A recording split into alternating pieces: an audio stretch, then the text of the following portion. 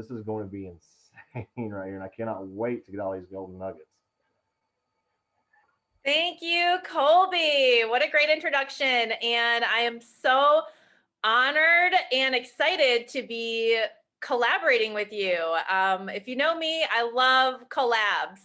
I absolutely love it. And Colby, your agency is blowing up. I have been a huge fan of yours since we met a few years ago at a boot camp in Tulsa. And Nikki, I've been following your path to success and agency ownership all over Facebook. It's so nice to be able to finally collab with you over a Zoom call. Super excited to be here. And so yes, I am like beyond thrilled to introduce to you our panelists from our, we call ourselves My SFG team, from our My SFG team, from all the different hierarchies in our team. We recruit, hire, train 100% to the virtual sales platform. And I have got five, 1, 2, 3, 4, 5. Okay. I have got 5 super studs on here with me. I would like for them each, and Nikki and Colby have come up with some amazing questions. So really, we're hoping that this hour will be for those of you that are wanting to do virtual sales, that have not begun doing virtual sales, for those of you that have started doing virtual sales and want some nuggets, and for those of you who just want to sharpen the saw and get better, you are going to learn some amazing nuggets from these folks here today. So Nikki and Colby have come up with some amazing questions, and I'd like to take the next couple minutes here and let our panelists introduce themselves to you so you know who they are. We're going to start with what I would like for you to do, panelists, is introduce yourself, your symmetry introduction, and then let us know what you've written just this week so far. Okay, just so far, just this week in virtual sales. So let's start with you, Glenn.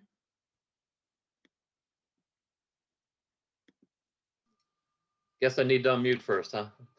Hey, my name's Glenn Groff, and I'm direct to Sarah Pappas, and I'm in Spring Hill, Tennessee, so just south of Franklin, right near Sarah's office. So I've been here about 4 years, started part-time, and this past week I did 11 apps for about a little over $7,500.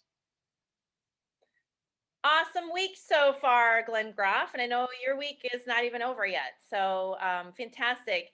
Glenn, I just want to brag on you for a minute. I know your top week in virtual sales was actually this past August when you did 16 applications for 10,068 APV. And guys, I want to brag on Glenn for a second and let you know that Glenn, like year to date in virtual sales, just in virtual sales since we made the big pivot last April, Glenn has done over 160,000 in virtual sales. So super glad to have you on, Glenn. Let's go to Miss Kristen Hinkle. Hi, everybody. I'm Kristen Hinkle. I'm direct to Steve Barnett, part of the Beth Maddox agency. I have done about 4,300 in 6 appointments so far this week. Awesome. And Kristen has done year to date in virtual sales over 87,000 in premium virtually. So super glad to have you on, Kristen. Let's go to you, Mr. Andrew West. Hey everyone, glad to be here. My name is Andrew West. I'm a team leader and I'm from Alabama, direct to agency owner Steve Barnett, part of the Maddox agency, and grateful to be here with all of you guys today. And this week I've done 10 applications for around 7,300. Nice week, Andrew. All right, and I'm saying year to date, but and we're talking the virtual sales sphere. Andrew has done right around 50,000 in virtual sales premium. So excited to have you on. Gabby Smith. Gabby Roethlisberger. I haven't figured out which one it is yet. My name's Gabby Smith, and I am a top producer. I'm direct to Beth Maddox, and I'm out of Houston, Texas. And I was not an early adopter. I pissed and moaned about, COVID, and I was not an early adopter at all. So I understand everybody's pain here, but it is a very easy shift. So excited to share some nuggets. This week, I have done six applications for 2,500. Awesome. All Zoom. All Zoom. All right, awesome. We're going to talk a little bit more about that. But Gabby, you have done virtual sales totaling over 53,000. So excited to have you on. All right, we got Miss Stacy Harris. Would you introduce yourself, Stacy? Yes, I'm Stacy Harris from North Canton, Ohio. I am direct to Brian Kuklinski in the Pappas agency. I've been here since September. I'm a sales representative, and this week I have 2 apps for 1,987.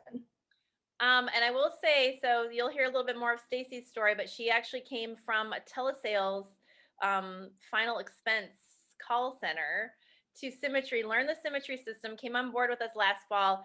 Her first month writing business was actually this month, and she's already written over 4,000 in premium with 4 applications this month and as her first month. So excited that you were able to also pivot in a little slightly different way, Stacy. And finally, we have agency director Beth Maddox on with us. Beth also teaches, hires, trains to the virtual sales platform, and herself has written over 20,000 in virtual sales. But Beth, you want to introduce yourself and how long you've been here? Yep, Beth Maddox, agency director, direct to Sarah Pappas in Franklin, Tennessee, and been here for a little over 7 years. And yeah, got a lot of my amazing team on. Glad to share with virtual sales tips. Awesome. Well, I'm going to kick it back over to you, Colby. I know that you and Nikki spent some time this week really soliciting a lot of the top questions that most people ask. So I'm going to let you guys take it away. Awesome. Well, thank you so much. And guys, this is just listening to these credentials that you guys have got is just insane. And the fact that you guys never leave the house or your office to do it, I'm really, really envious. I cannot wait to get this information so we can, start implementation. You know what I mean, Nikki? Yes, absolutely. I wish Yeah, I we're could going do to it. go. We're going to. So we put together some amazing. We thought long and hard about this and put some questions together. General questions that were asked, but we really tried to dig deep and we want to get the nuts and bolts out of this. We want everybody on this call to really know what the thread is, what the nut, how to turn it to the right, how much torque to put on it. To really understand and make this process work. Because obviously, right here with this piece, if nobody heard the resumes here, it's obviously working, right?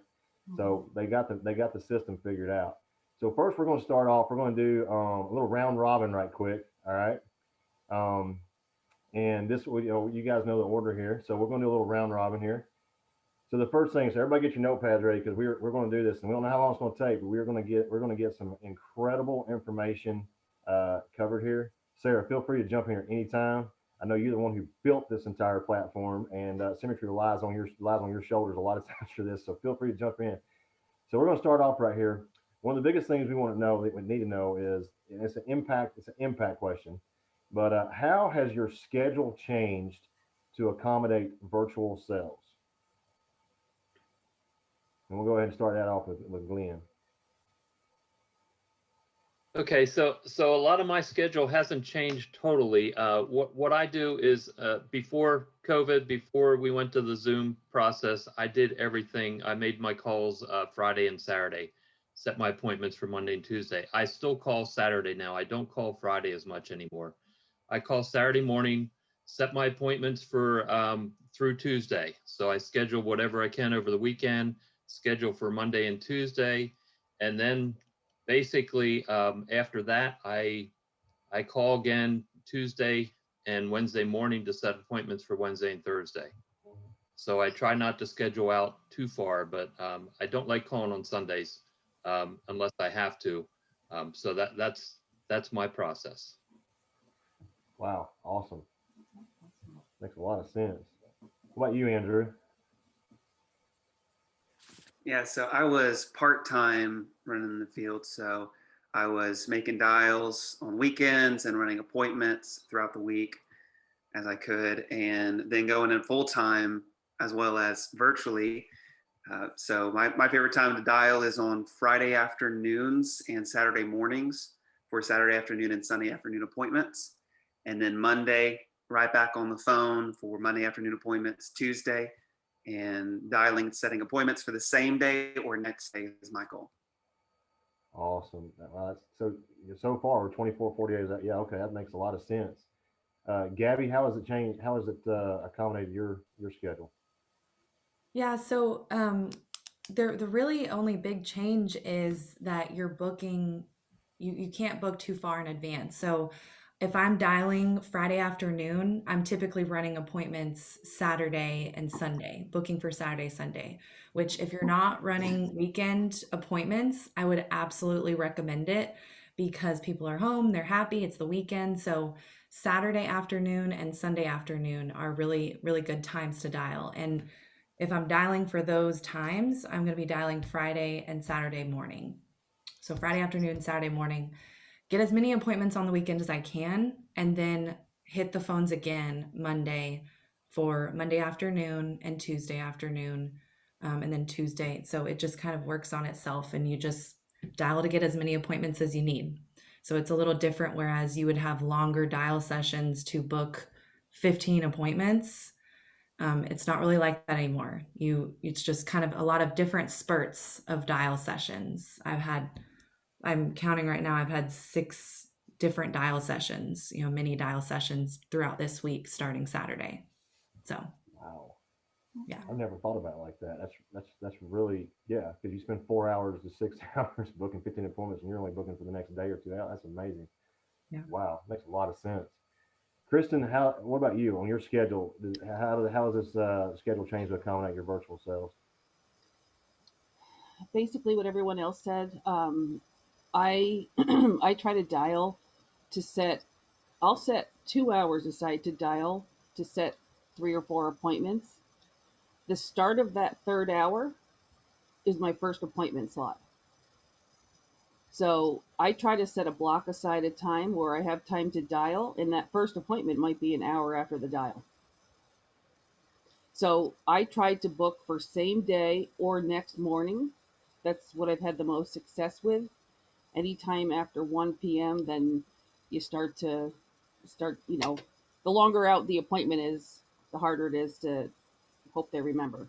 Um, so, like Gabby said, I tend to, which I love, I can remember times on Saturday mornings at noon or 1 p.m. And I'm like, oh my God, I only have 8 appointments booked. What am I going to do for Monday and Tuesday? I no longer have that pressure. So, so many times I sit and dial for 45 minutes and book 3 appointments. And then I run those appointments later that day. And then I'll do the same thing, daily throughout the week. My favorite time to run the appointments, though, is the weekend. I mean, you can solidly pack 12 appointments easily between Saturday and Sunday. That's incredible. That's a totally different dynamic, and I love it. That's insane. So Uh, to think that you could have your 15 appointments done by Monday just goes to show you how many appointments you could really actually run virtually. wow. Now, if you guys see me looking down, it's because I'm actually taking notes on this as well. All right, so learning from the best here. Stacy, same question. How's the schedule changed to accommodate virtual? Actually, it's been a lot better for me because I came from working like a 9 to 5 job. And when COVID happened and my son went remotely, I felt helpless because I was stuck on the phone for 8 hours, not being able to help him. So now, with him still being home, I have more flexibility to help him and run the appointments and dials. I tend to dial a couple times a week in the evening. And then Saturday mornings are the best time for me to dial to book those appointments for Sunday, Monday. Wow, that's I picked up a lot here. Obviously, we're not booking anymore. Worst case scenario, 48 hours out, and then a lot of it same day within the next 12 hours. I love the 3 meetings, and like right after your dial session, you're already rolling into somebody you just spoke with like an hour and a half ago. That's awesome. I got so many notes here. Nikki, what do you got? So so when y'all are booking your appointments, are any, I know I've heard that y'all are dialing and then you're dialing for the next day. Are any of y'all doing same day appointments as well with those virtual appointments? Okay. Um, now, again, going back, I want to hear from each of you. What particular tie downs in the phone scripts are you guys using? Starting with Glenn. Okay, so I have changed the tie down a little bit compared to what I used to use, and this came from one of the calls. So basically, I tell them that once we set the appointment, then I ask them for their email right then, because most of the paperwork does not have the email on. So I want their email so that I can send them an invitation to the Zoom meeting right away.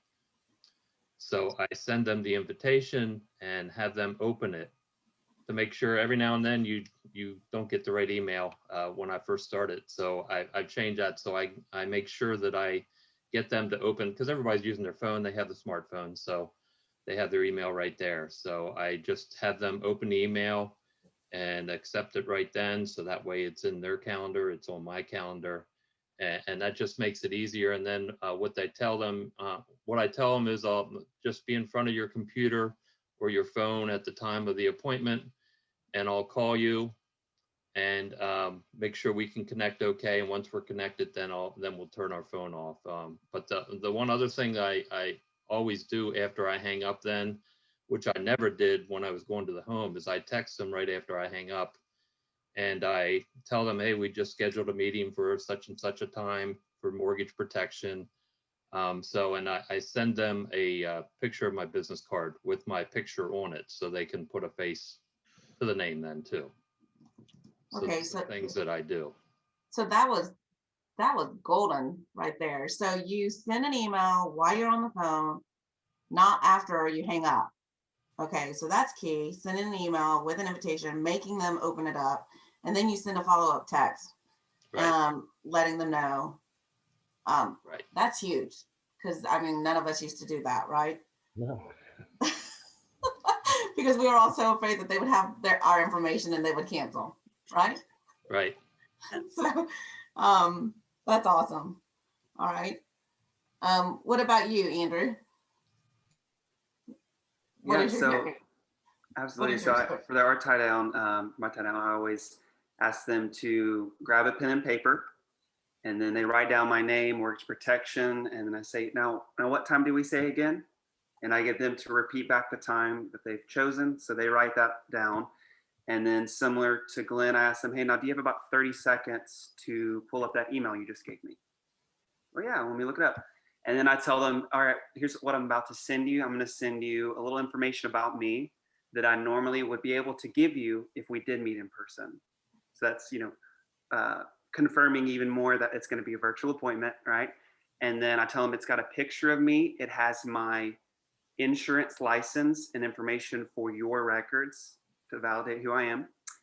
And then after that, I love what Glenn, he does this as well. So well, he sets expectations and kind of consequences for if they don't show up.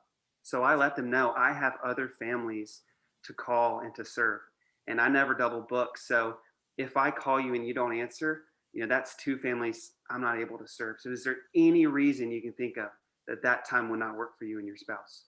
No, that time should work. Okay, great. I'll see you guys then. That's just to help kind of confirm that time and them kind of take ownership of it. That's awesome. I love it. And the families don't get offended or upset when you do that, when you come back and close that? No. Okay. That's awesome. I love that you set that expectation and that tone with them. Now, what do you do, Gabby? How is yours? So pretty similar. I give them a little overview of how things have changed. So I'll mention, before COVID, they actually preferred us to go to your home and go over coverage options in person. But for obvious reasons, just given the current environment, they have transitioned us all to virtual appointments. And they have me working this afternoon. I have 1 or 2 spots left, and then tomorrow as well. This is a 15-30 minute window when you and your wife can be in front of the computer or a smartphone together. So does morning, afternoon, or evening typically work for y'all? Okay, afternoon. Okay, well, I have a 5 p.m. That's my last spot for today. And then tomorrow I have a 6 or a 7. Which one will work better? So you're still using the really busy language, you're busy, but just kind of letting them know that things have changed. And I personally always assume that we're going to be meeting through Zoom. I don't ask if they have a phone or computer. I just assume because regardless, most everybody has a smartphone. So they'll be able to use their phone. So that's why I mentioned computer or smartphone. And so if I make it sound very easy too. Okay, so 5 o'clock tonight works. Okay, well, I'm gonna email you the video conference link. What's the best email for me to send that to? Okay, yada, yada, yada. Okay, yeah, that'll be real easy. You just click that and it'll open up. So I make it sound really easy. And then at the time of the appointment, if I don't see them popping up, I'm going to call them regardless and see if they need help. And at that point, I'm going to help them log on to Zoom because it really is simple. We can make it very easy for them. You click a link, that's it. So that's what I do. Kind of give them an overview. I love that. I love the urgency and the busy part of it. But I like the fact that you always assume, because assume that they're going to be on Zoom, because I always assume that I'm going to their house. So it's really a mental shift for me because I just always assume I'm going to their house. So that's really a mind shift for me. That's awesome. It's the same thing, y'all. It really is. It's just through the computer. We're still very busy professionals. We're going to use busy language. We're going to have them write it down or look up the email that was just sent to them. It's the same thing. It's very easy. And I use Calendly. I don't want to get into the weeds too much, but I use Calendly, and it's just a calendar situation. And I submit their information, their name, their number, and their email into my Calendly, and it automatically sends them a text confirmation, an email confirmation, and then an hour before our appointment, they're going to receive a text reminder and an email reminder.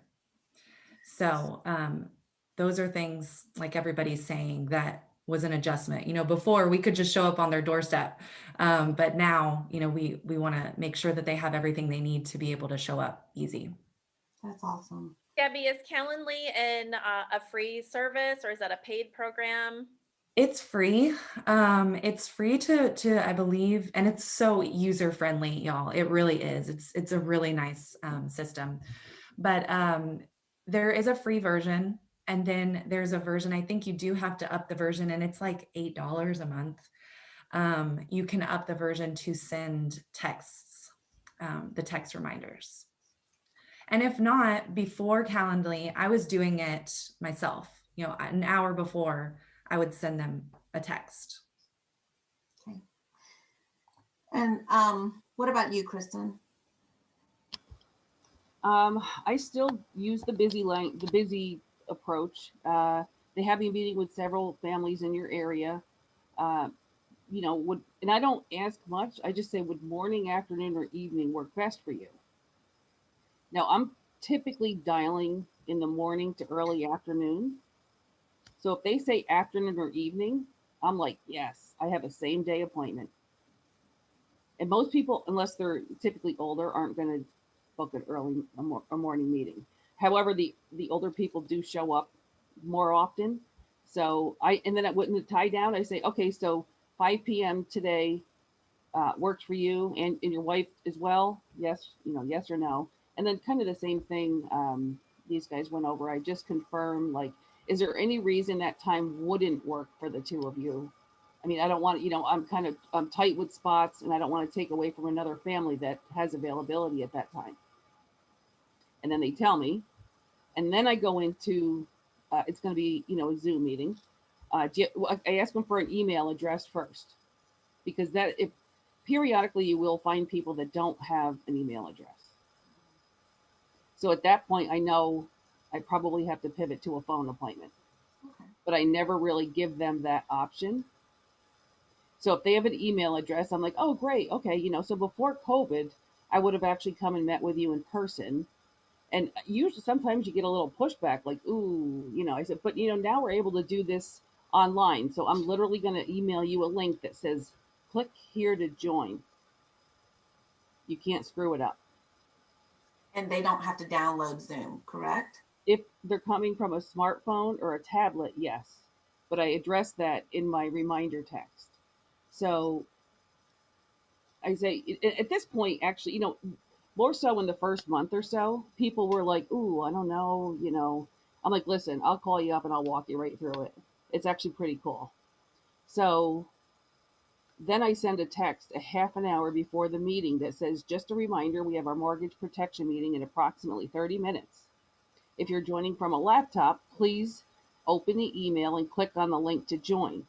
If you're joining from a tablet or a smartphone, please, you'll need to download the Zoom app before clicking that link. Please let me know if you have any further questions. Look forward to, meeting with you or whatever. Just so a half an hour before the meeting, I send them that. Okay. But at this point, really, I really have yet to lately meet someone who has not been on Zoom. I mean, their kids are on school for Zoom.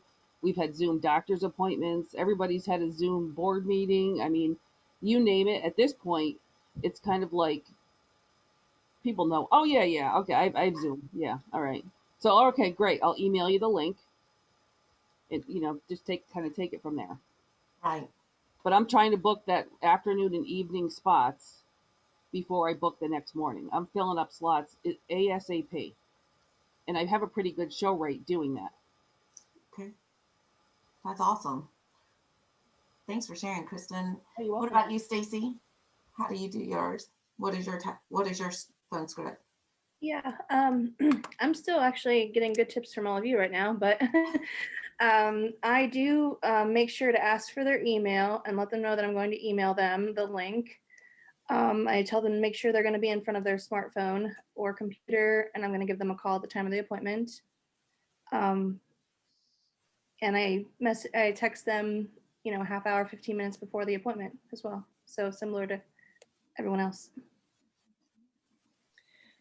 Hey, speaking of the tie down and awesome, thanks Stacy and everybody, but I want to also go back to the tie down, technology Zoom aside, and I want to actually pick on Glenn here for a quick second because Glenn, I know at the beginning you were struggling a little bit with your show rate.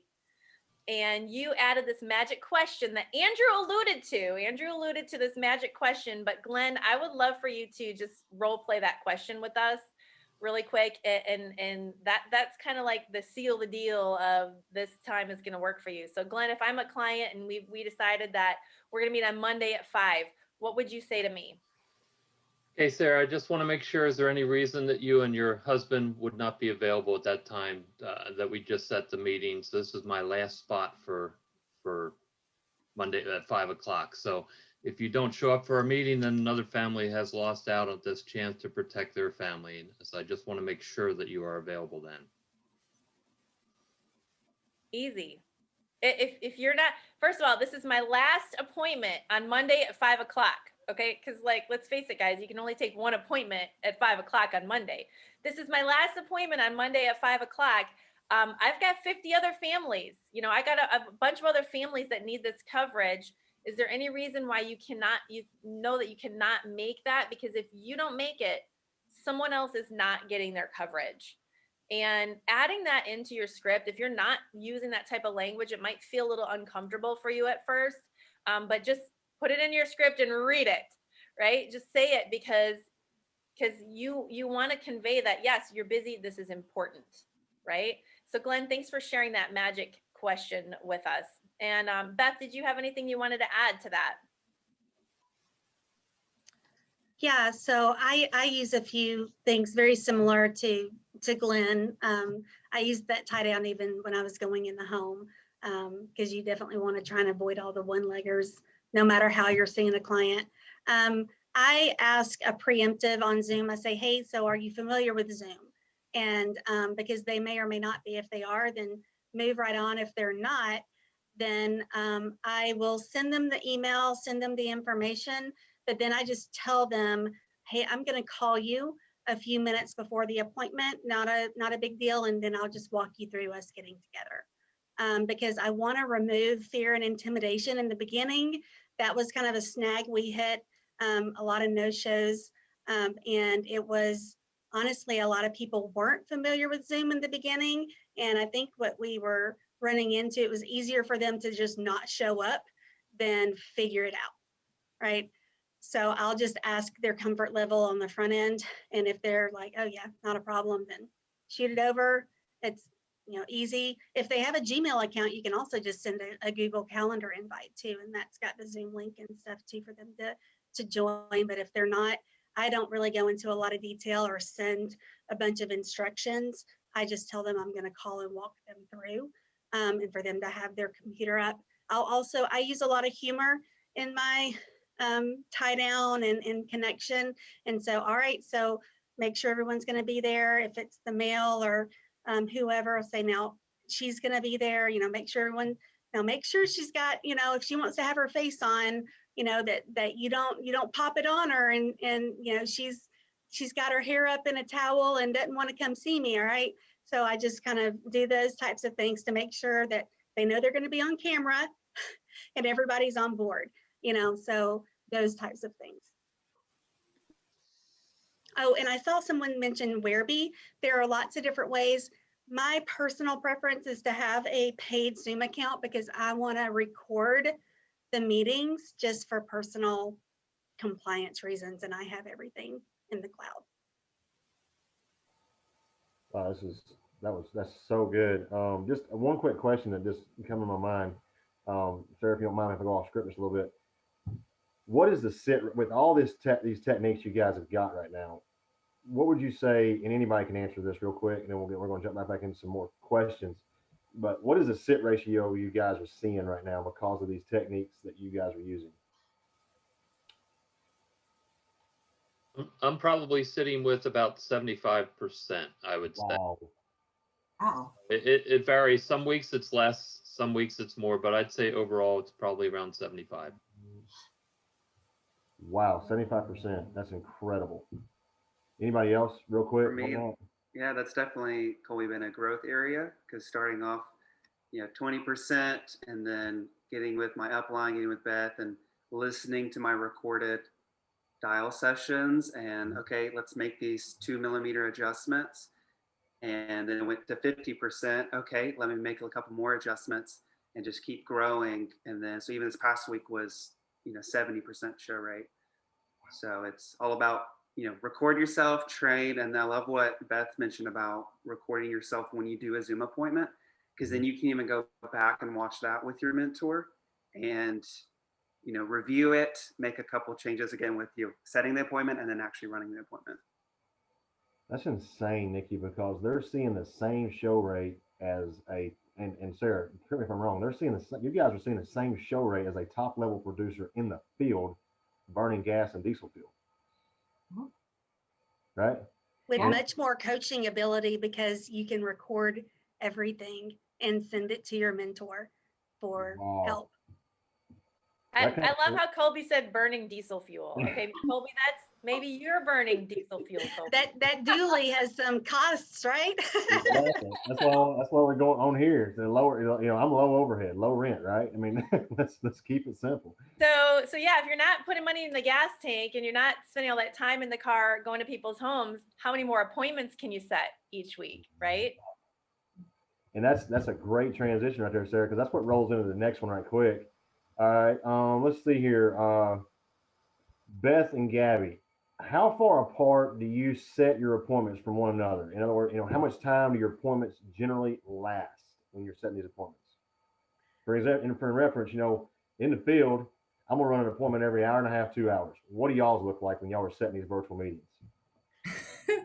So you're laughing. So I book every hour on the hour. Um, and I did that even in the field, but I set the expectation in the field and I set it here that I have 25 people to see this week. And sometimes I go over. I do my best to be on time, but I do ask for a little wiggle room. And if I am going over, I will shoot you a text and let you know that I am running a little behind. Is that going to be okay? Yeah, no, that's fine.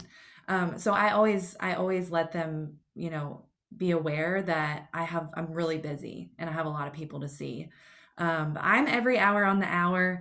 I know, everybody's kind of different. When you're new, you're maybe going to want to set some more time between that just because I can do an e-app pretty quickly just because I've been doing this for a while. But when you're new, maybe give yourself a little more time. Yeah. What about you, Beth? Yeah, I laugh because we have a morning huddle up, and this was a topic of conversation that we bounced around this morning. But yeah, I'm the same way. I'm about on the hour. And of course, if you're new, all of appointments take longer, no matter what. I've always set my appointments like the cable guy, to give me a range of time, and I always ask permission, right? Is that going to work with you? If I do my best to be on time and to be on schedule, but I definitely want to give the family I'm with the time that they need. And I'll for sure do the same with you. Would it be a problem if I'm a few minutes early or a few minutes behind? Do we need to look at a different time? And if they're like, no, that will be fine, then I'm like, awesome. I'll, if I'm running behind schedule, I'll let you know. Otherwise, we'll, look at a different time. If they say, no, I'm going to be tight, then I want to move it on the front end, and that checks their commitment level, right? And so that's how I do it. But I did that in the field. I was like, hey, are you going to be home between 2 and 4? Great.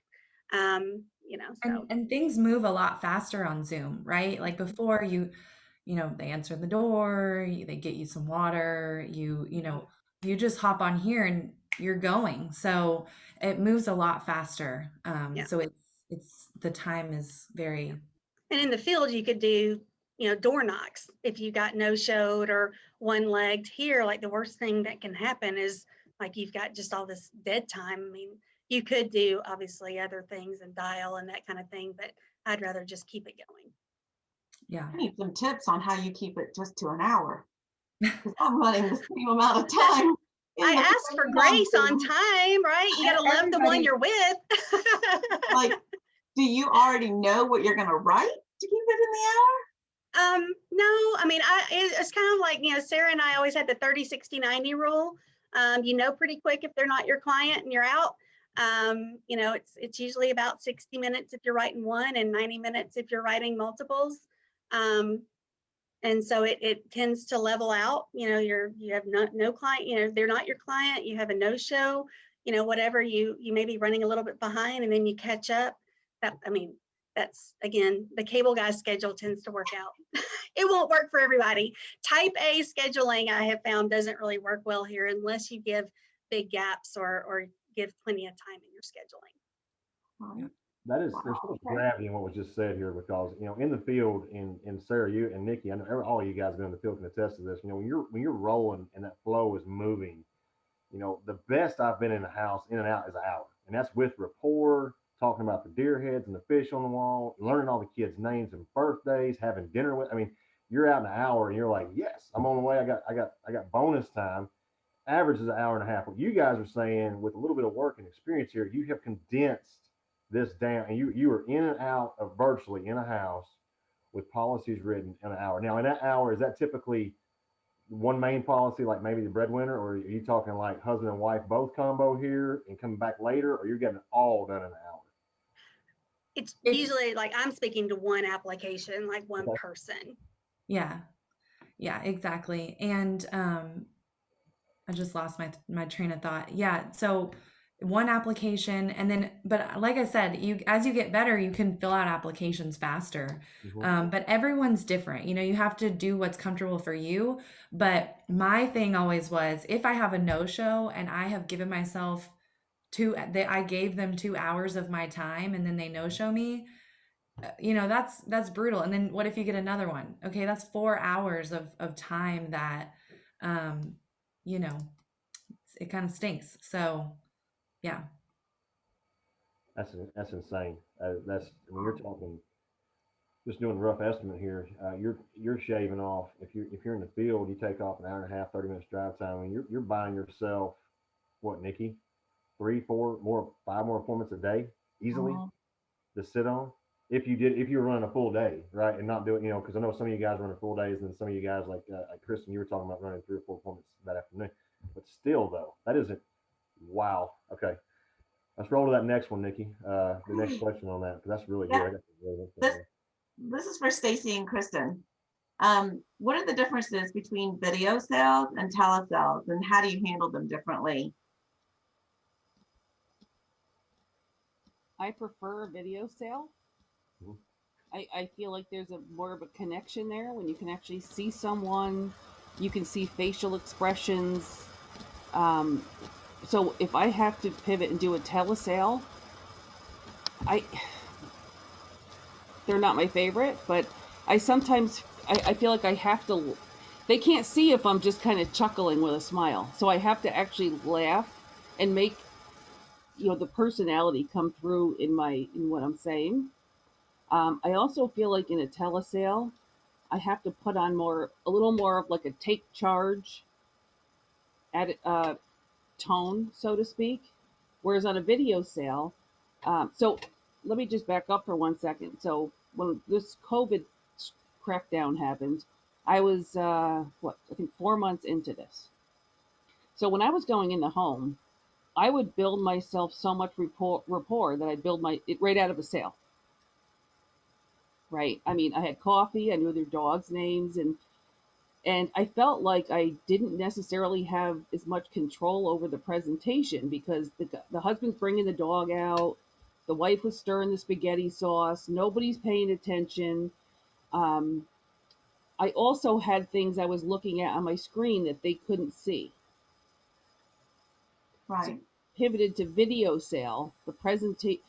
Never again did I have that, you know, where I built so much rapport that they felt like they were my best friend and like, wanted to book a Bam Bam. Yeah. So for me, I still build rapport, but I have things on my screen, which is indicative of, you know, we have an agenda here. Right. There's definitely some psychological, you know, psychology behind, you know, being visual versus just trying to talk to them on the phone. Right. Talking on the phone,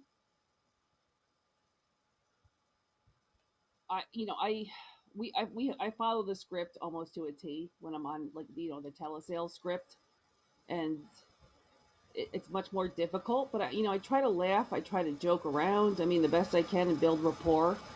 Right. But phone sales are my last option. I prefer Zoom over home and phone. Right. What about you, Stacy? Well, for me, since I did all phone sales, I'm pretty comfortable with that. When I first started virtual sales, that was kind of intimidating because for me, that's just like standing across from someone because I can see them. So that was kind of initially scary for me. And you can't really hide your own expressions when you're sitting across from someone. So that was also a challenge for me as well. If someone says no to something, you have to hide how you're actually feeling about that? No. But on the phone, it's more active listening, and you have to really sound overly positive and confident because they can't see you, of course. So that is the big difference between the two for me. Sarah, do you have any comments on that part of it? Let me unmute. I absolutely prefer a video sale over a telesale. Telesale, like Kristen said, is the last resort. And even if we can't get to where I can see them, I absolutely want them to see me.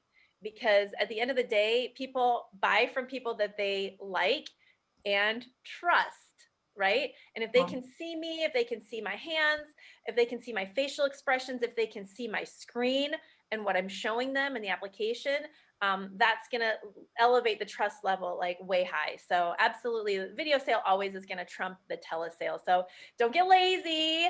And, yes, we deal with people that do have a lack of email, lack of, computer. That's when we pivot to a telesale. But like you've been hearing from everybody, it's not a big deal. If you start on the phone and you walk them through it, you can get most people up on a video chat, a video sale. At the very least, you can get them on a FaceTime, right? So that they can at least see you. And as soon as they see your face, bam, that trust level goes way high. Agreed. I will add one thing. There is also a combo phone Zoom sale. Now, periodically, I've sat with people who cannot get their sound, a lot of 75-year-olds can click the please click here to join link, but they can't figure out their computer, how to get the volume, how to, do that. I have sat there and they're like, I can see your screen, but I can't hear you. I'll call them on the phone with my headset and I will continue to go through the presentation on Zoom, but they're hearing me through the phone. So that will happen when there's challenges, usually technology but I will not log off of that Zoom if they are on there, right? Because that presentation is really what I want them to see, and I want them to see me, and I also want them to see that I'm not going to give up on them. Okay, let's pivot to a new method. You know what? Sit right there, hit the mute button. I'm going to call you, and we'll still go through this. And people appreciate that. If I could interject one thing on that, because I want to just validate what she's saying. A lot of people will perceive, oh, this person's older. They're not going to, lean into the technology aspect. I would definitely say don't make assumptions in that vein. Assume that you want to have that, because if you think about final expense sales, what's our go-to is like the flip chart. They're visual, they're used to seeing the brochures and the pamphlets. Well, it's the same thing. That visual aspect of a presentation moves mountains with someone like that. So don't disregard, don't sacrifice that before you attempt to give that aspect of the sales presentation. Colby? I'm sorry, Nikki, did I overstep? Yeah. Well, that was really good. I want to look back real quick, and something that popped up, Sarah, and I always want to ask this, and anybody answer this real quick. Do y'all ever come across, since we're talking about scheduling and the telesales versus the virtual sales, how often do y'all have the deal where you have to actually do the meeting right then, or do y'all push everybody to the calendar? Everybody to the calendar. But my calendar starts in 2 hours probably from that dial. So you're not letting any potential clients say, well, I can do it right now and going into it right then. You don't do that. I can't do it right now, but the next appointment I have available is in an hour and 45 minutes. Does that still work? Because sometimes, you'll get somebody home at 11 a.m. They're like, yeah, today's my day off. Okay, great. Afternoon or evening. So you won't take them right then and there. Yeah, I just want to add that's also a posture question as well. Colby, when you get somebody that says, can you meet me right now? And all of a sudden you're like, yeah, I can. That just puts you in the desperation category. All right. I'm just saying, it's posture. I love what Kristen says. Hey, I'll be taking my first appointment 2 hours from now. We can get you in at 1 o'clock. It really sets the stage, because you don't want them, as soon as you start doing what they want you to do, now who's in charge, right? So that's a 100% like a posture thing as well. Yeah, I was glad you guys gave clarity on that, because I've had that question asked to me by agents, in the field. No, I can't meet with you right now. I'll meet you Wednesday so I just want to make, because of the dynamics a little bit different. I wanted to make sure we are on the same page, that we own the calendar. They don't. They can rent it, but we own it. So awesome. It's our show. You bet. All right, so this one is for. I think we just barely touched on this, but I want to dive into it a little bit deeper here. Gabby, Glenn, is there a particular an age that works best for virtual versus telesales? And I know you guys said a lot of you guys, telesales is second what you want to do. But have y'all seen I've had this question asked to me, and we're talking about the age groups here. Glenn, particularly, you guys, you're killing on this deal. Is there a particular that you're seeing a difference of where they're going to be more telesales versus virtual sales?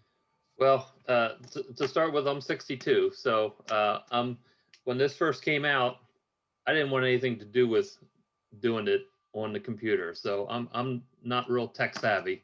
At least I wasn't. I've gotten much better. I had my wife help me. But I mean, when we first started this, I had just moved to Tennessee the end of February. 2 weeks after we got here, COVID hit.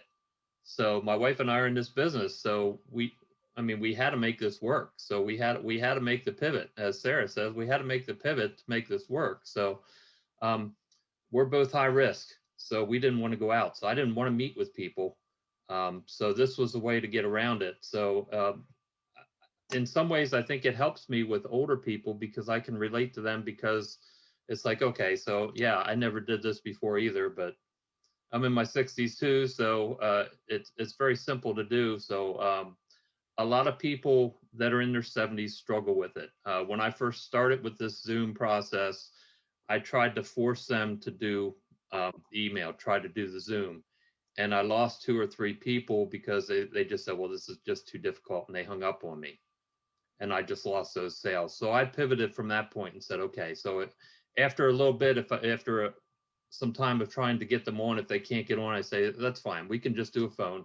I do that all the time too. There's lots of people that don't even have email or aren't comfortable doing it that way. So I have pivoted that way, and I actually do very well on my phone sales. The downside to the phone side is, unless if they're close to you, you can write a paper app with them on the phone, and then you can drive to their house and just get signatures.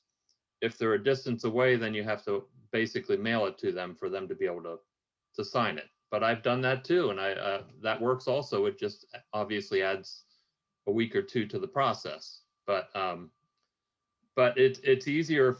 I mean, I meet with a lot of people too that are in their 40s and 50s that don't have email.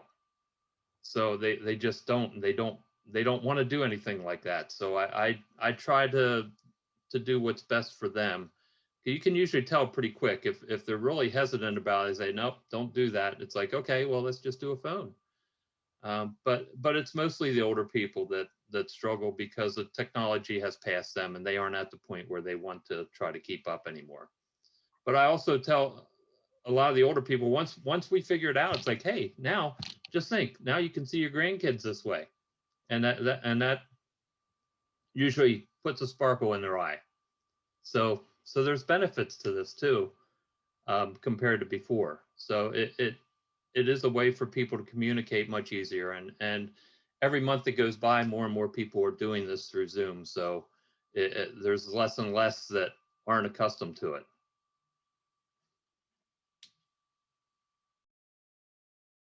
I love that leverage you see. Once you get them help, once you get it figured out, then you leverage the grandkids. Wants them to get on. I love that. That's awesome. That's awesome.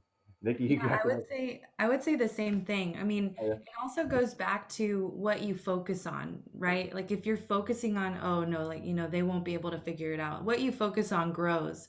So if you are assuming and you're very assumptive, and let them know that it's easy, because it really is. I have sat with people in their 70s and they've got on Zoom. I mean, people know more than you think. So just trying to be as assumptive as possible and making it sound as easy as possible. I do the same thing as Glenn. If they can't, for whatever reason, if they can't figure it out, if I can tell that they're very technically incompetent, then, we'll just do a phone sale. And I'm going to do the same exact presentation. But one key for both, really, I know Andrew has his clients write it down. But if you're on a phone sale, you want to make sure that they have a piece of paper, because now they no longer have a visual through video. So you want to have them writing down things you're saying. Okay, so write mortgage protection at the top.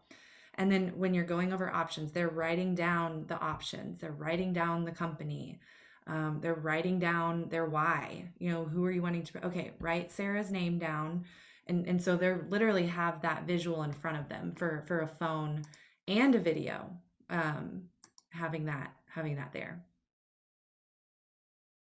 But yeah, anybody can do it. They can. You got to believe it, and then help them. That's awesome. I have never even thought about that on a because I've done several telesales, not as many, not near the ones I've done virtual, but I've never asked them on telesales actually, can you grab? I do it on a booking the appointment, but never thought about. That's really good. You get that visual. I totally lost them. Yeah. Wow. That's really good. Awesome. Yeah, I haven't thought about them having a piece of paper in front of them and having them write it out either. That's good. We ask them all the time when we book the appointment. You got a pen and piece of paper, and we'll give you some information to write down, right? But we don't. Duh. Thanks, Gabby. Appreciate that. Nikki, you ready to go with the next one? Yeah, this is for Stacy. So Stacy, since you kind of you have the telesales background, with that experience, how do you build the rapport over the phone, during your telesales? What is your, process?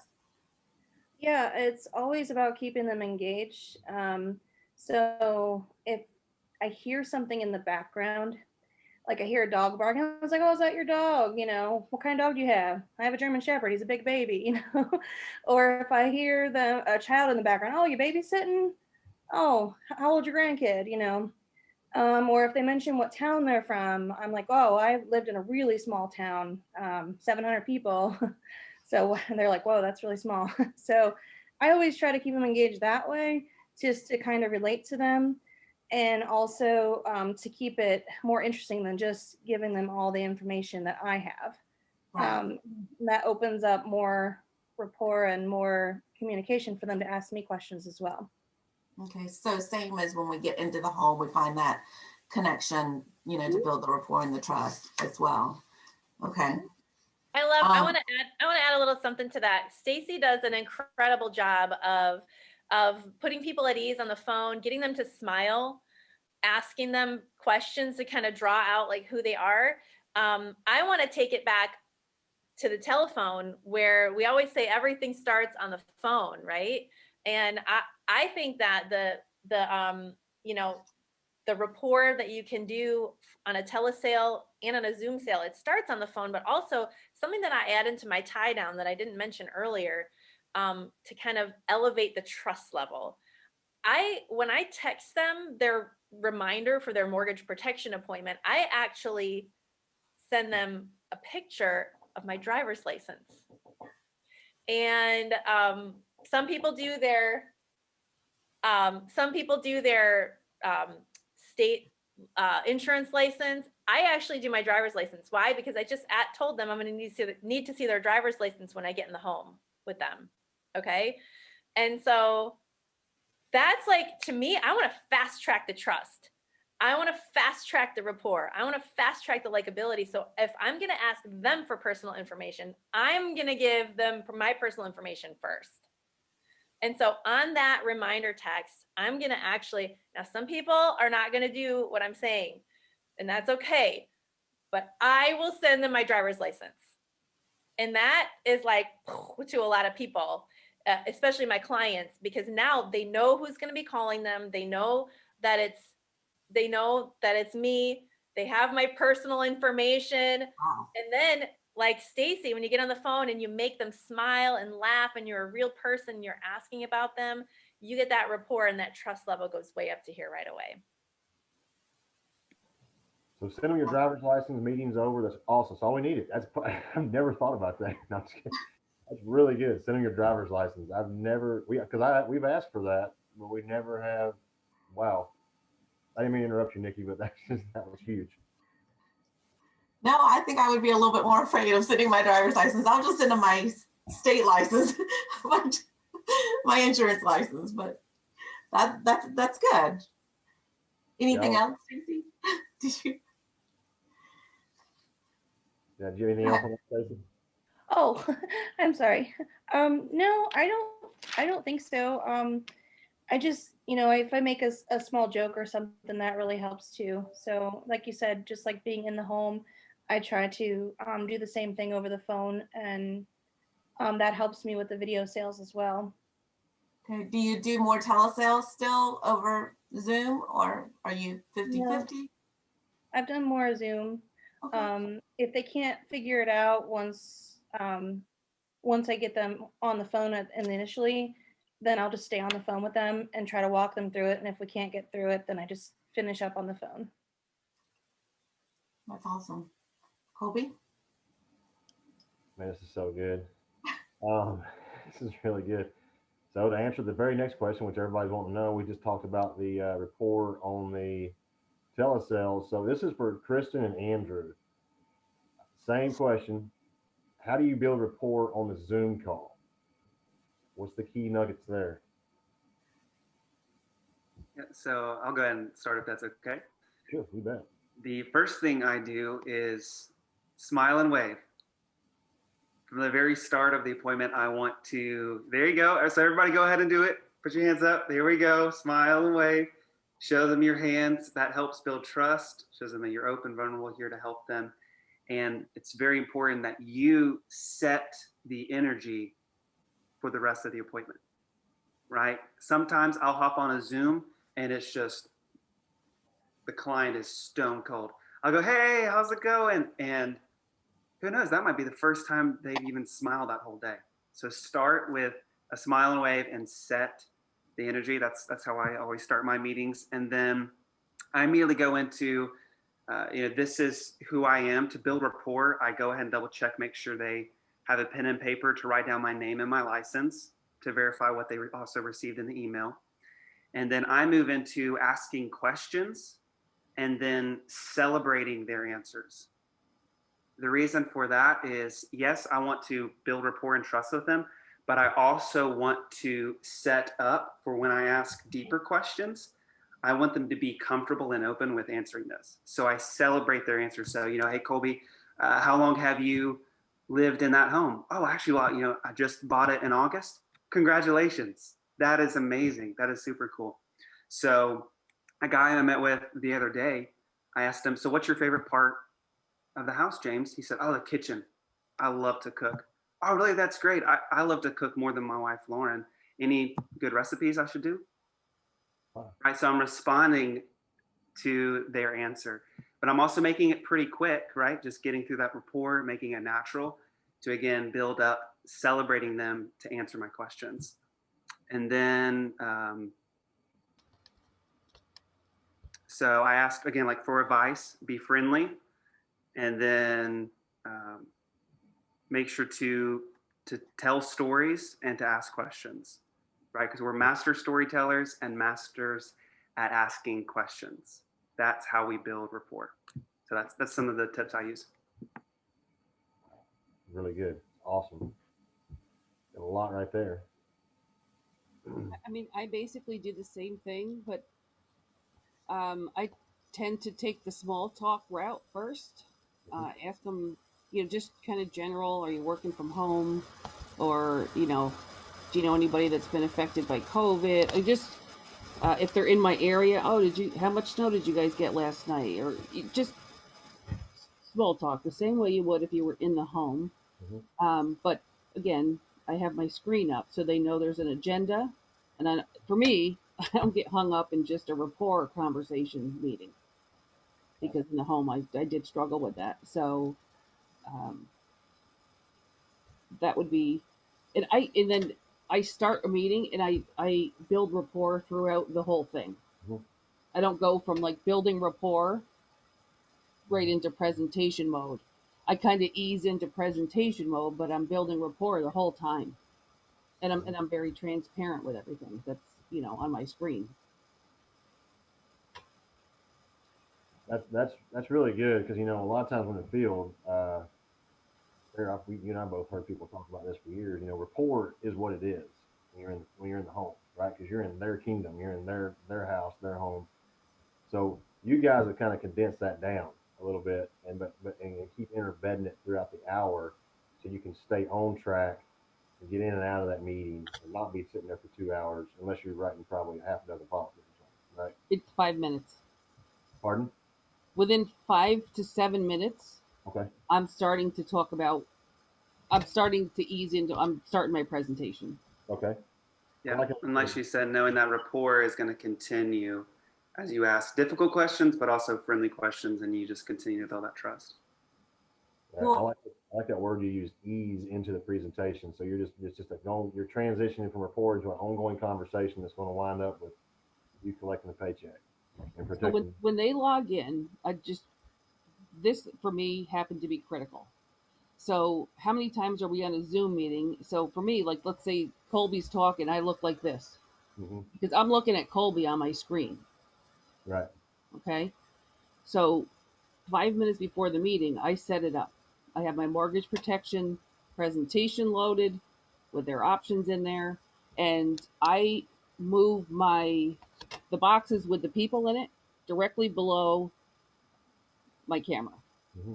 Otherwise, I don't want to be looking like this the whole time. So yeah, so your mortgage protect, I want to be looking in the camera. Mm-hmm.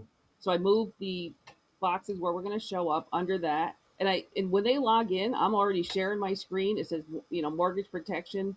It's clearly some type of PowerPoint or Google Slides presentation. So they know that that's the direction we're headed in. They're not there to talk about snow. Yeah.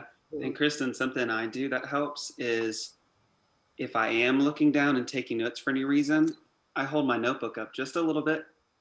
It's something I consciously think of because as they are, say, answering the question of why was protecting the mortgage something important to you and your family, as immediately as they start talking, I'm writing down. One, it shows that their answer is important to me, and that also I'm not just looking down to play solitaire on my phone, right? I am actively engaging with them in a conversation. You have to be transparent about everything. Mm-hmm. Because any little thing that leads to a question on their end breaks trust. So, like Andrew said, That's so good because in the home it's 100% transparent. They see everything that you're doing because you're in their kingdom, right? That makes it's so much clearer right now, isn't it, Nikki? I Mm-hmm. can definitely see why I didn't make any money on virtual sales after everybody got unlocked. I was able to move around. I show more on virtual sales than I did in the home because there were parts. I mean, I don't know about you guys, but when I sat in the home, they were like across the table or on the other side of my computer. Mm-hmm. They didn't see everything on the application. So when you get to that producer section, and you're quickly trying to fill in your own personal information, address, phone number, or agent, they didn't used to see that, right? We would make small talk with them while we were doing that behind our screen. Now, on there, I'm showing everything, and this is my information here. Because sometimes I start typing in 179 late, and they're like, no, that's not. I said, oh no, this is my information goes in here too. So now they can see me type in my name, my address, my phone number. I share every single section of the application with them. Oh, awesome. They see more on a Zoom call than they did in the home. That's awesome. Wow. Well, that kind of leads into the next question for Beth, Gabby, Glenn, Kristen, Andrew. On the Zoom call, you use the PowerPoint presentation, right? And you do share your screen. Do you use the whiteboard? Do you, interact with the whiteboard? Have your client interact with the whiteboard? Do you let them see? And you obviously let them see the full application, things like that. All of you do that? I don't use a whiteboard. To be honest, I don't even know what a whiteboard is. Okay. Just an option on Zoom, but I Yeah. always, take a screenshot of their lead, put that in my Google Slides presentation. Okay, you And do. then as Okay. we're flowing through it, they have that pen and paper. So if there's a time, hey, we're doing the financial snapshot, they see that I'm about to start filling this out. Will you also fill this out on your paper with me just to make sure we stay on the same page? And we all go through that together. And then even when it comes to, showing options, I always go over the details with them first, get them to write down the details before showing price, make sure if they have any questions. And so they have it on the paper that they have written down with their own hands, and then they also see it on the screen as well. I use a PowerPoint as well. And one thing to go back a little bit to the last rapport section is you always want to get them to turn their video on. So sometimes people, it'll log in and it'll just say their name. I always say, hey, are you on a phone or a computer? Okay, you're on a computer. Okay, so in the bottom left, there's going to be a button and it'll say start video. Can you click that for me? And then it'll click on. And that's where I do my, you made it. Yay. And then we do a little rapport, have you used Zoom before? So just make sure that you make them turn their video on. And what happens if you have a client that refuses or just doesn't want to do it? How do you deal with that client? That doesn't really happen. I mean, my advice would be to not even think about it, just assume it, because I've never had someone say, "Oh, I'm not comfortable." They've already got on Zoom. They've already agreed to do that. So just be assumptive with it. Okay. And if that occurs, I've never had it occur, so I can't really speak to it. But yeah. I That's have. what I just Occur a couple times. That's why I asked. Oh, really? Yeah. Most of my Zooms, it's, the females are like, oh, my hair's not done. I don't want to get on. All right, So Nikki. That I just say that's okay. That's all right, Nikki. No worries. It's been a long day for me too. Yeah. But now we can talk like normal people, semi. So that just I kind of blow it off. No worries. I don't care. And it starts on the appointment when you schedule it too, because I want to tell them like, hey, remember like, and depending on how the appointment flows, remember I use humor, but like, hey, remember like, don't be naked. that's awesome. let's not embarrass ourselves, be ready. At what time did we say, like that kind of thing. And because they're going to remember that for sure, and yeah, put your, like have your shirt on, that kind of thing. So I'm going to ingrain it in their mind that we're going to be face to face, and I'll do my best to make sure my makeup's still on, when we meet, that type of thing. So so I want them to be prepped and ready as well. So they're going to remember we're going to be that way, and hopefully I get pushback at that point too. So yeah, and I don't use a whiteboard either, because my handwriting's not always the best, especially if I'm speed. And I know a lot of people do their homework before. I know Kristen does, and she's got the slides with the presentations. I don't do that. I work on the fly, so I don't have slides with the options and those types of things. I usually figure out that I find out more when I meet with somebody that, we don't know on the phone yet. There's a hidden health issue or something that makes it, change. So I'm more of the, they're taking their notes along the way, and then I go with the options. But I do have the presentation up, and I just go back and forth because I share my screen, I take it down, I'm re-engaging, I share my screen, take it down, that type of thing. I'm just back and forth. Okay. And I do mine a lot different from that. So I do use a presentation, but I was an engineer before, so I have to have everything in its place. So I do use the presentation that Cicely first made up for us way back in March. So now I don't use the whole thing. I initially started using the whole thing, but the flow didn't follow what my presentation was in the home totally. So I took out some of the slides that didn't work for me. So I show the first one, then I show my license. And then after that, I show their lead paper. So I show them that just so they can see what they filled out. Oh yeah, I remember doing that. So I show that one, and then after that, I pretty much talk through the presentation until we get to the options, and then I do show the 2 option pages from the presentation. And then I'll go into their options and explain the options to them as far as whether it's term or whole life, whatever we're looking at for them. So this is something I've just changed in the last couple months. I go through the options with them before I show them any numbers, because I used to just put the options up and say, okay, so here's the first option. But as soon as you put the numbers up, they see the numbers, and it doesn't matter what you say at that point, they aren't listening to you.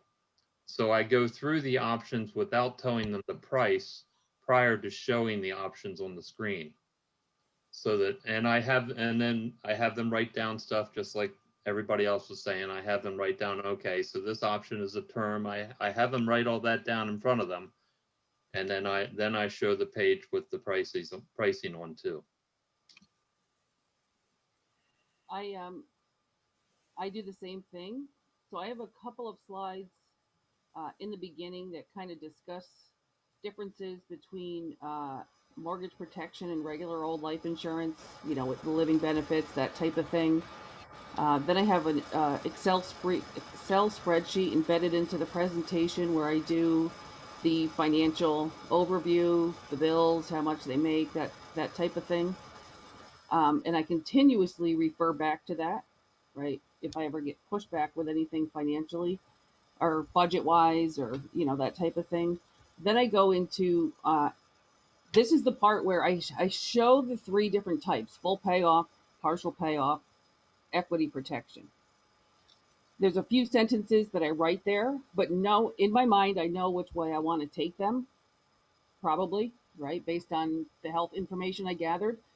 So if it's full payoff, I will talk more about that I'll talk up that option a little more than partial payoff and equity protection.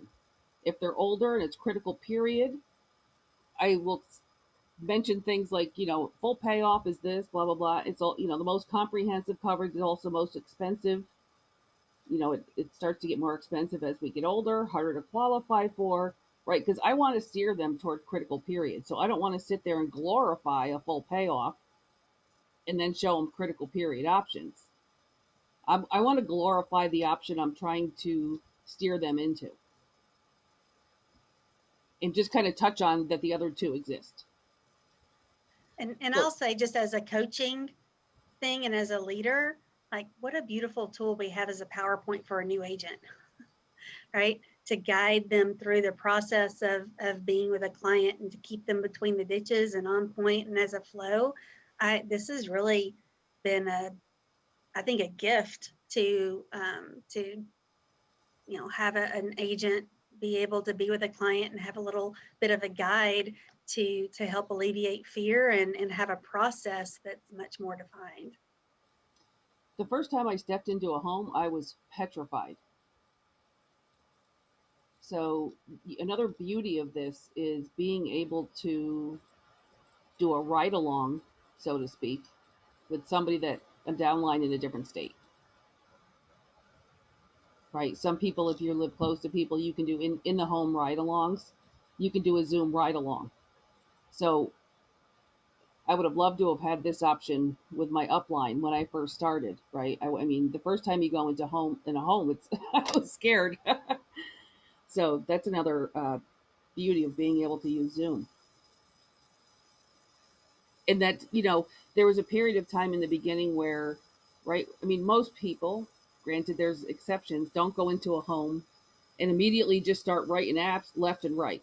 There's a learning curve, and there's a period we go through where we're like, what am I missing? I must either be turning them off or not saying something that I should.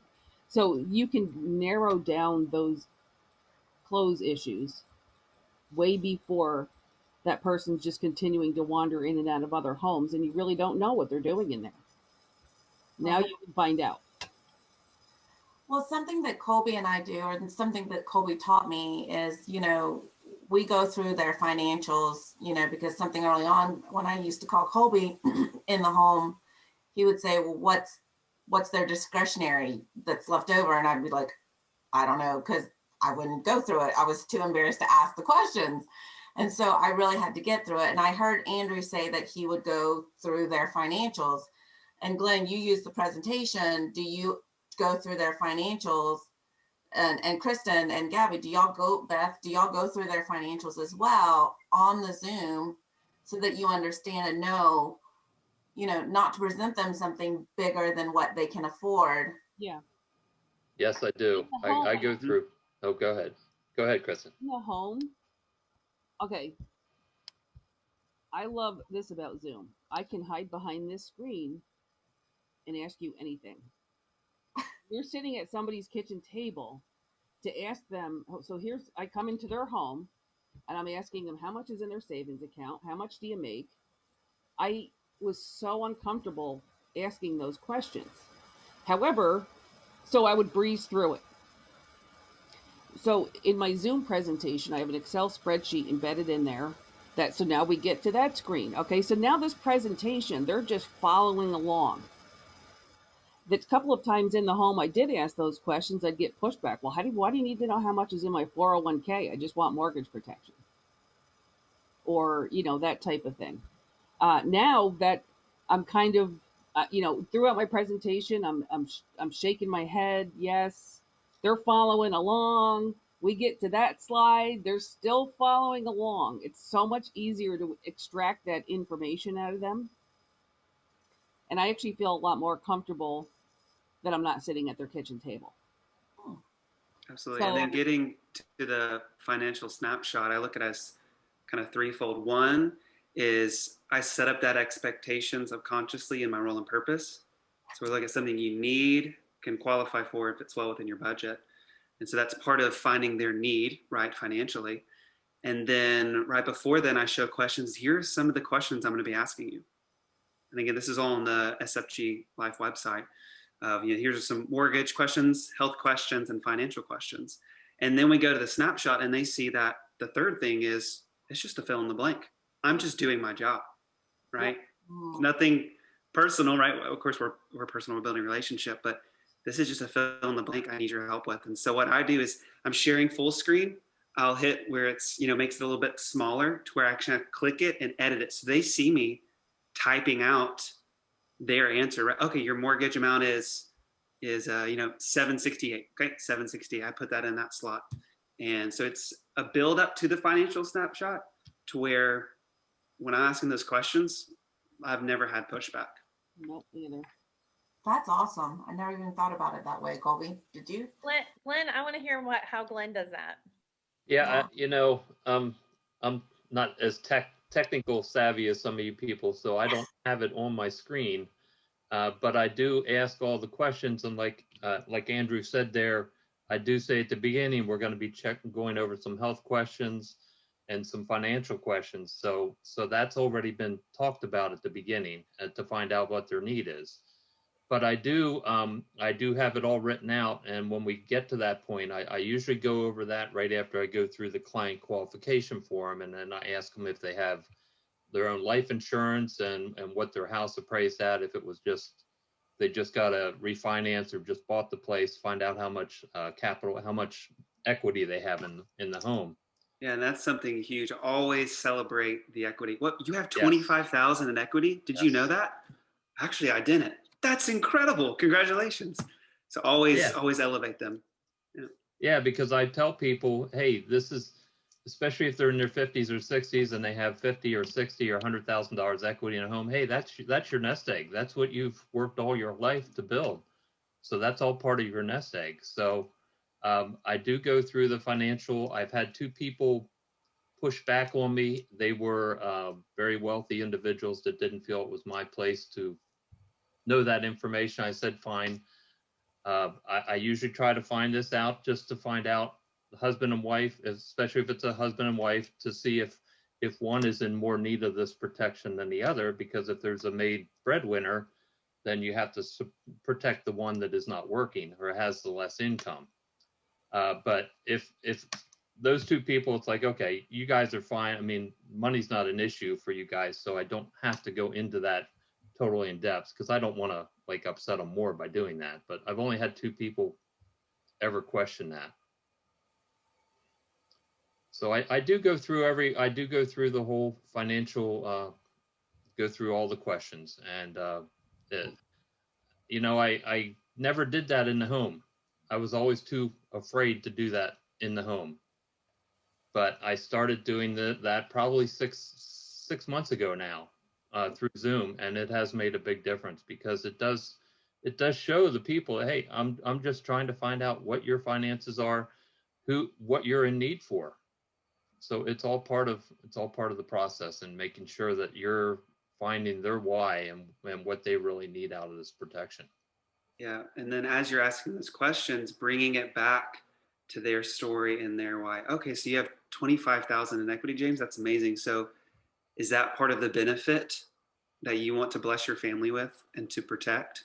Ooh. Oh, wow, that actually is. Yeah, I want that to be a blessing, because I always mention in my story, my personal family, where I know what it's like where my family, they had the burden of the home and also a death in the family at the same time. And so we want to encourage them to, okay, so you want your legacy to be a blessing, not a burden to your family. Is that what I'm hearing? And so I kind of use some of that verbiage as even we're going through the numbers, I still try to bring it back to the emotion and the why. That's awesome, Andrew. Blown away, mind blown. This is so much stuff we do that's real similar, but I love these subtle tactics that you guys, your team, Sarah, you guys have put together because it's really, really good. And we kind of touched on this one earlier, but I really want to dive into it a little bit deeper. Uh, Glenn, Stacy, Chris, and Andrew, how do y'all present when you get to the transition where you're actually fixing to talk to them about the options that they qualify for, these clients? Is there a particular trend? Granted, we're either virtual or telesales. We're not sitting in the home. So, I mean, have y'all changed the transition over to present these options? Is there any new tactics you're using to present these options, or is it just like it was when we were in the home? I show everything. I never once stopped sharing my screen. Okay. So in my presentation, right now, remember, I am coaxing them to follow along the whole time. Mm-hmm. So unless I get to that person that says no medical issues, no meds, and then when I sit down with them, they're like, I forgot to tell you I had a heart attack last year and cancer last week, and okay, I'm not going to even show them options. However, I have something prepared based on what I think I know. So if I find out that that is really the person I'm sitting with, I just keep going. And then when I'll say, I'll just have on a spreadsheet, $300,000 full payoff for 30 years, and I'll show the price. Mm-hmm. And then this is just a thing that I do. Then I'll put $600,000 accidental with the price it would cost for the base policy plus the accidental, and just say, listen, this is optional. A lot of people tack it on because it's cheap. So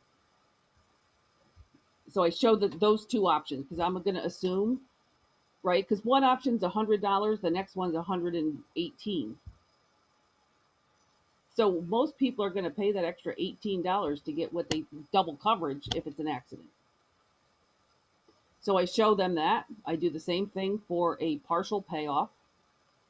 And then my option number 3, depending on the client, is either going to be a return of premium if they're young enough, or critical period if they're older. And so I'll show $300,000 return of premium is this much.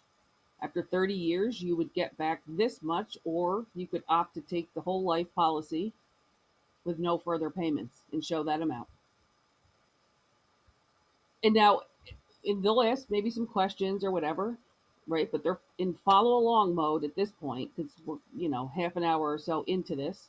And I'll say, which one of these options do you guys think works best for you guys? And I shut up. It's like you do in the house. I mean, in the house, I'll sit there and hand them the option. So you circle which one makes most sense for us. When they circle it, they just signed it. They just signed the dotted line. You're doing the same thing I understand you, but you got it built into this PowerPoint and spreadsheet. So you're basically, it's like turning the computer around and you're saying which one makes the most sense. And when they say $300,000 policy makes the most sense, right? Social Security, driver's license, get to work, right? I say, okay, so you want to do the 300,000? Yep.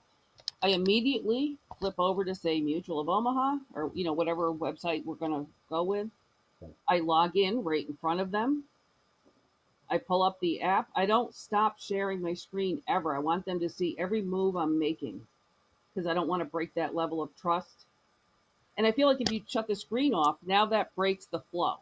That's just my experience, right? I shut the screen off. That means that part of it's over. Now we're going to start something new. No, we're not starting anything new. I want them to still follow along. Mm-hmm. And I fill out the app right there. I mean, they can see my username. They can, I'm putting in my name, my address, my phone number, my email. I show everything. And this week was the first time I had more pushback in the home about getting payment information. Okay, I'm sure everybody's been to the point where you get to that point and they don't want to tell you their bank account information. So I just had that for the first time this week with a guy. So I said, listen, we're on Zoom. I'm going to share my keyboard with you. See these two blanks right here? I need you to enter in your routing number and your account number. I'm going to walk away from the screen while you do this. I said, it's going to verify the, account information. So if you get an error message, I'll be nearby so I can hear you. And I literally put it on the remote control so he could type it in himself. Hit next so I wouldn't see it. I mean, obviously I can see it on the application, but for him, he was I almost lost it at that point, the whole sale. So, he entered it, he hit next, and I waited a few minutes. I'm like, everything good? Yep, okay. And I came back around and we e-signed the application. Be creative, right? Yeah. Think out of the box. Yeah, that's what sometimes we have to do that. Some of the applications will allow you to share your screen to sign them. If somebody, every now and then you get somebody who really has a hard time with that email. Some of the carriers you can do that with.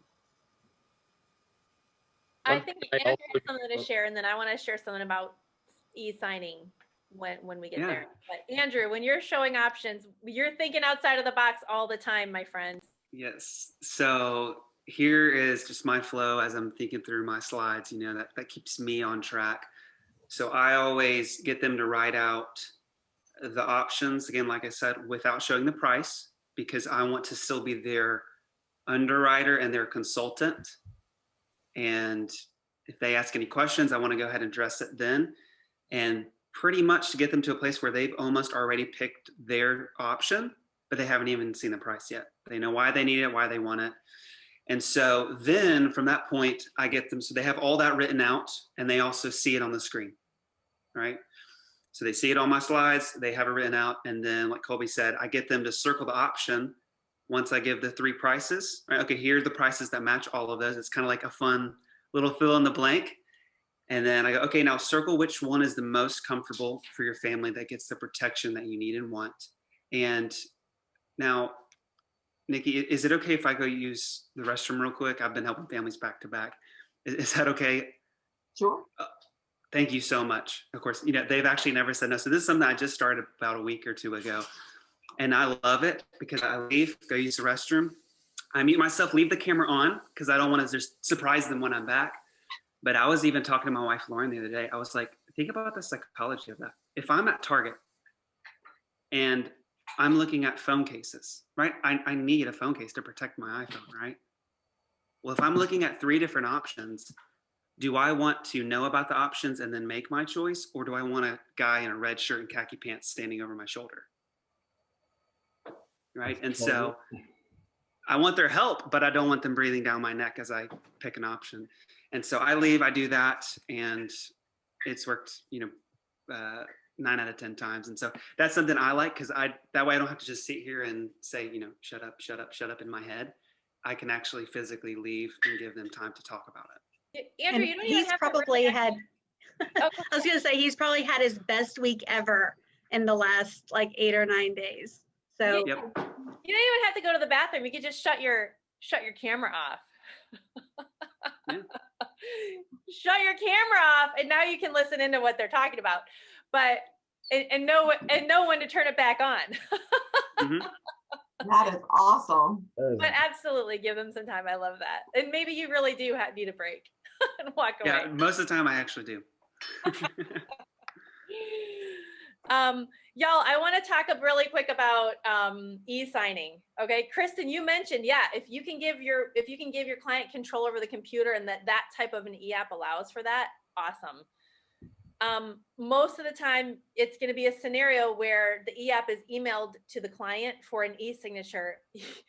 The worst thing to do is to hang up the Zoom, hang up the phone, and say, okay, go sign that, and we're done.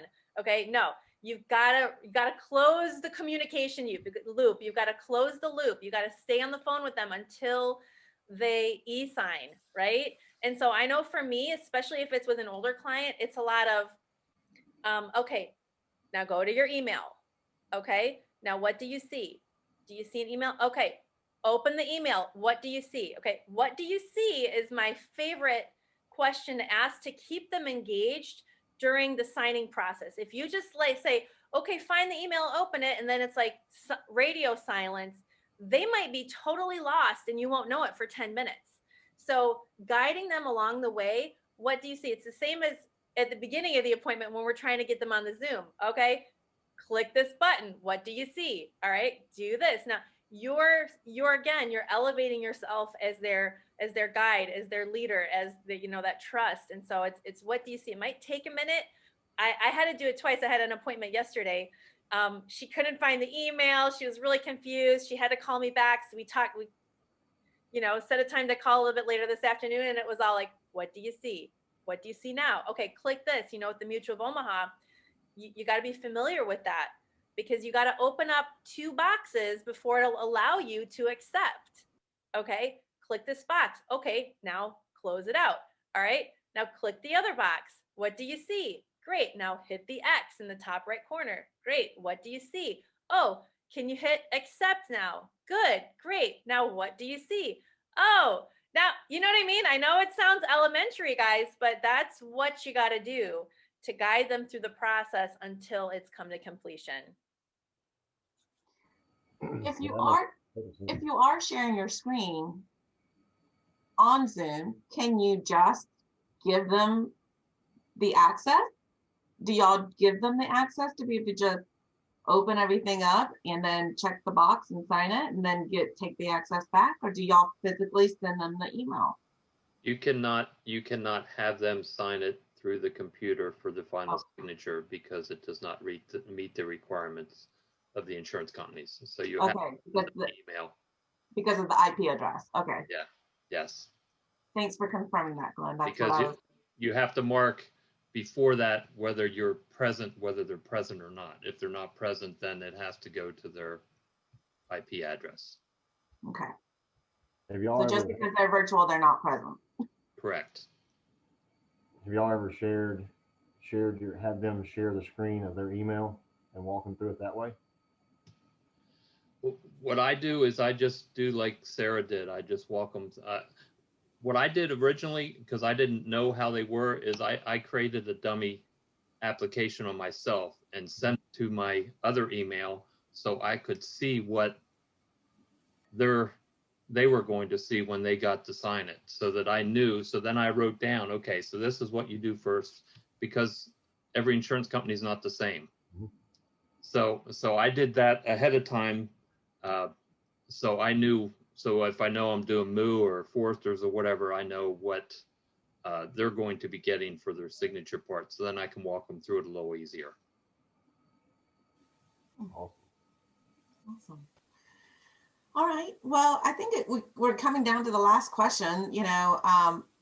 We all kind of struggle with the technology part of this, right? Everybody, we all have our favorites of Mac, computer, iPad, tablets.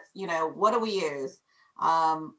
We have iPhones, Androids. So I know I'm pretty tech savvy. Colby, I know are getting there. Andrew, you seem pretty tech savvy out of the group here.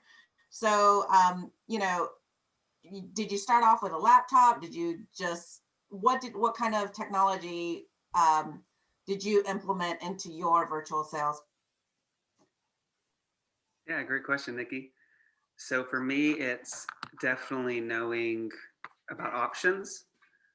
So I'll answer that question. You talk about options, and then, but so first, for me, I'm a Mac guy. I have a MacBook, iPhone, iPad, so I have all that connected. And when I set an appointment on my dialer, I get an email, and it's then put on my digital calendar. And so when I'm running the appointment, I'm using my computer. I have my phone ready in case I need to look up a quick, mobile quote, right? If I need to pivot. And then I have my iPad set up right beside my computer with their information. So that way, when I hop over to the next appointment, I can go on my calendar, click the next appointment. I have their name, right? Their spouse's name, because I don't want to call the spouse the wrong name. That's really awkward. Been there, done that. And then I want to see, I want to see their mortgage amount. I want to have their birthday in front of me. Just like if we had the paper lead going into the home, right? I want some of their information in front of me just for me to have kind of a glance. And then when I'm doing the application, I'm also getting their information verbally, but I'm also, okay, let's see, home address 1178. That shows them I'm actively engaged. I still have their information in front of me. And then also having options. So a couple things you guys can write down is WhatsApp, just to be aware of them. You can use, I know some people use Google Duo, Google Meet, Zoom. You can look up a couple of others. I know some others have ideas, but I'll give a quick story from this past Sunday. I was helping a family, husband and wife, and then their daughter was there. I would actually set the appointment with the daughter, Anna, and we called. Zoom didn't work for some reason because she was using her work computer that she uses at school as a teacher, and so wouldn't let her download Zoom. Okay, we couldn't get that figured out. Let's go to Google Meet. Click that. She's familiar with that one, used it tons of times. That one didn't work. Okay, now we're about 7-10 minutes into the appointment.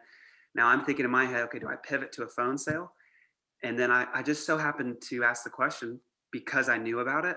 I said, do you guys happen to have WhatsApp? And they went, no, but Anna does. So Anna walks over. I call Anna on WhatsApp, and now using their daughter's phone, they can see me, right? And that was the first time, that first 10 minutes, they probably smiled, right? Diffuse the situation. It was all good. And we used WhatsApp the whole time. I even, swapped it on my phone, showed them my computer, still used the slides, and then swapped it back and had it on me. And then doing the application, had my phone sitting right beside me. They could see me. I was engaged, talking, answering questions, keeping the application process fun, continuing that rapport that whole time. So that's just knowing options. And the best way for me to kind of get used to those is connect with your family, right? That's the beauty of technology is I have family in Texas and Oklahoma. So download WhatsApp and, practice with family, connecting with them. That way you mentally have options to pivot to if something happens. And then of course, the last straw is, to do just a phone appointment. So those are some of the techniques and tools I use. Okay. What about you, Gabby? What do you use?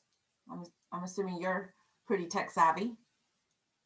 Yeah, I'm all right. I use Zoom and I pivot to, and really, I try to keep it really simple.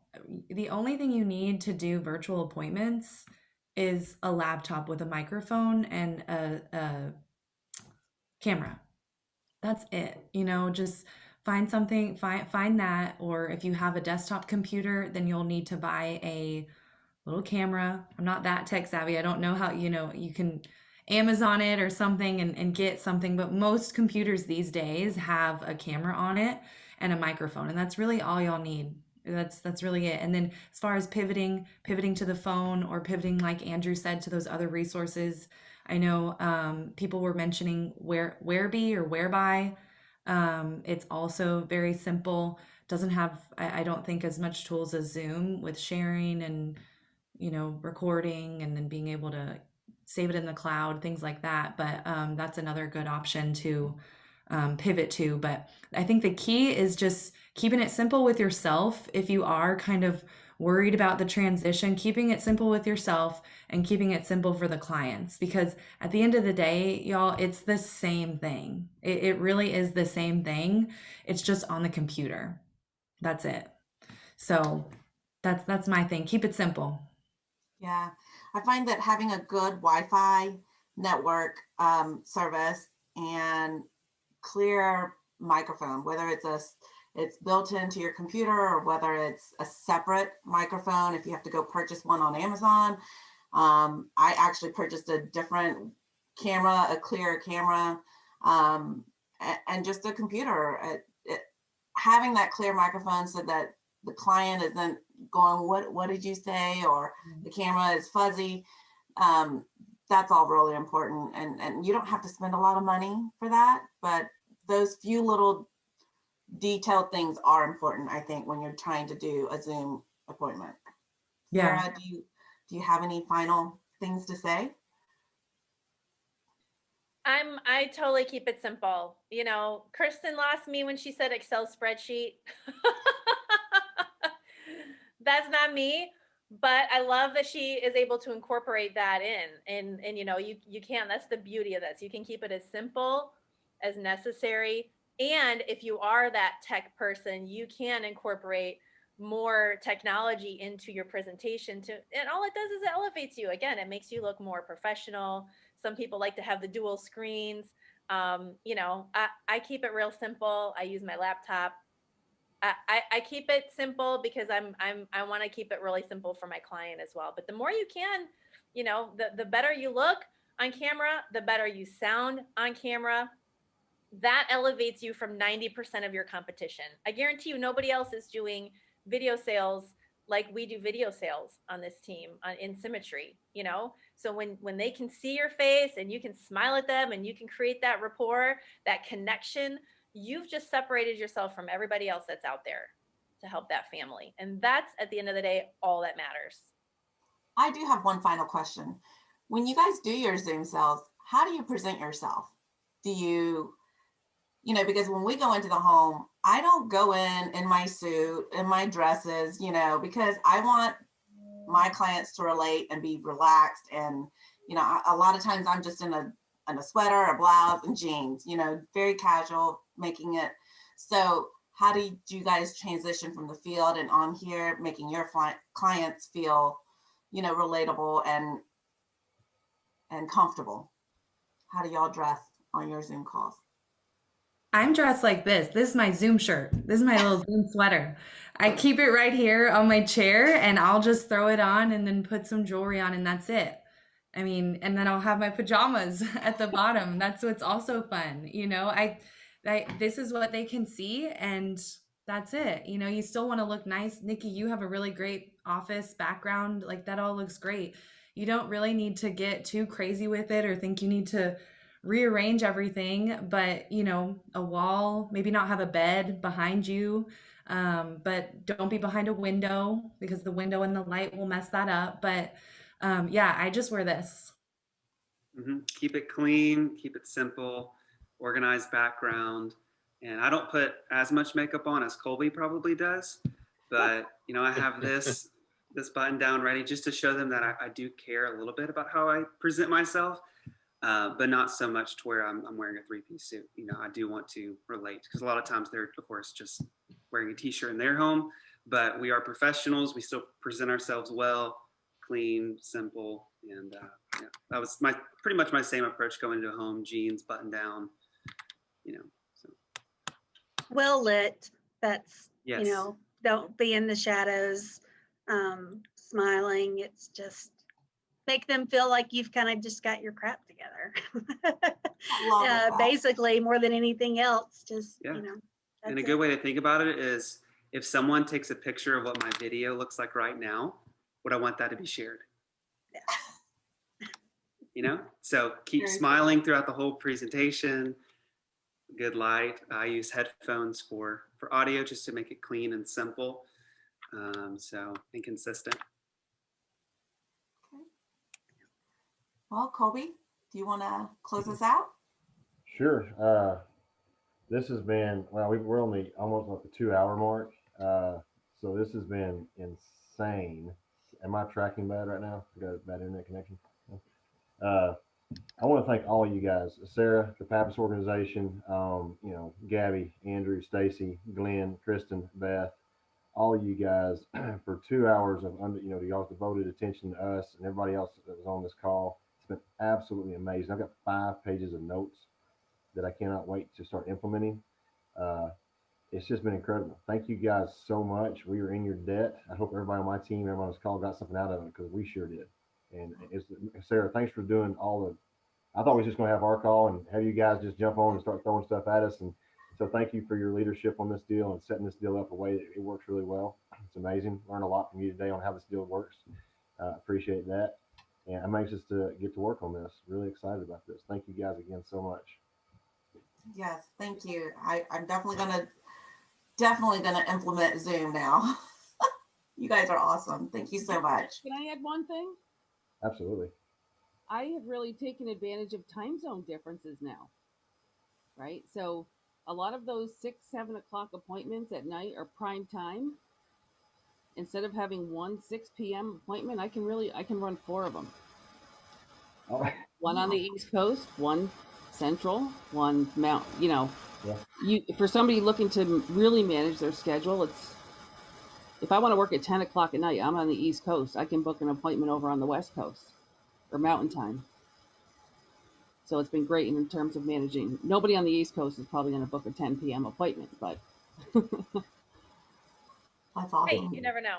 Thanks for that, Kristen. That's so good. Clearly, I hope everyone can see there's so many advantages to working virtually. Time zones, time management, saving money, not running into people's homes, the safety of it, making it comfortable for your client who probably doesn't want to have people over into their home. So I hope everybody got some nuggets.